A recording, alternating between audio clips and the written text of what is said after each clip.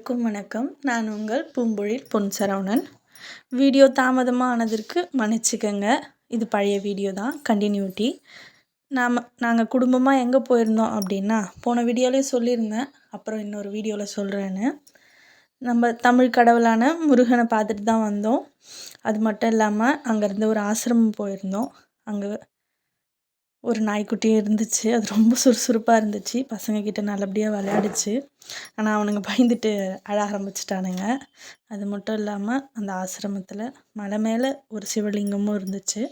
அதையும் மேலே ஏறி போய் தரிசனம் பண்ணிவிட்டு அங்கே இருந்த மழை தண்ணியில் தண்ணி எடுத்து சிவலிங்கத்தை அபிஷேகம் பண்ணிவிட்டு சாமி கும்பிட்டுட்டு மனநிறைவோடு வந்தோம்.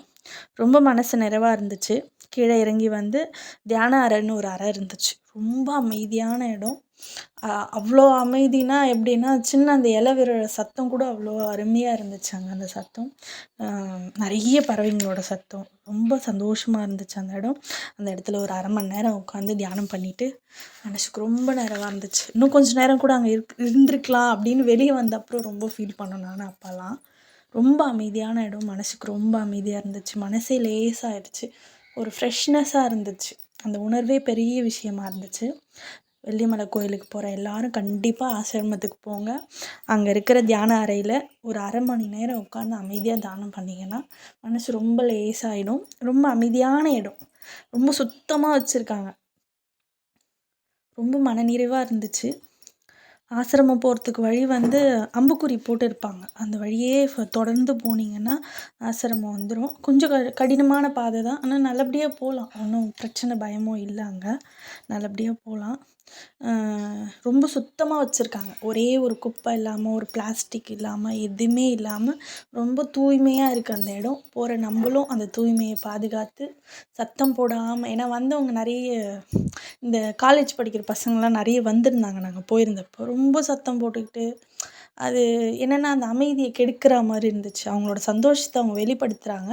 இருந்தாலும் அது கொஞ்சம் அந்த இடத்துக்கு பொருந்தினாப்புல இல்லை அது.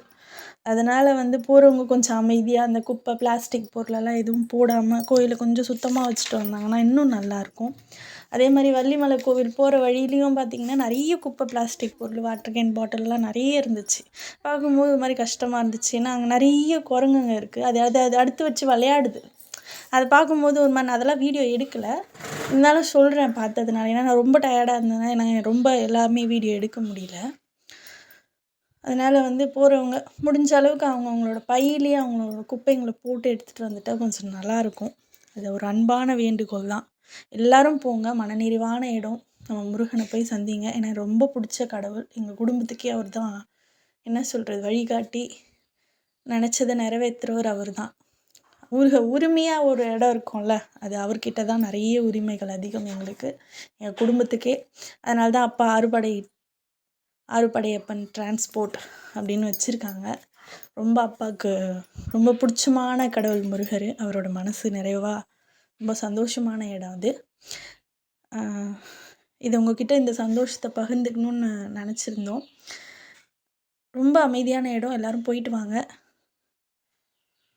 அப்புறம் திருப்பி முருகரை சந்தித்து சாமி கும்பிட்டுட்டு கொடிமரத்தையும் வணங்கிட்டு திரும்பி வீட்டுக்கு வந்துட்டோம். நன்றி உறவுகளே.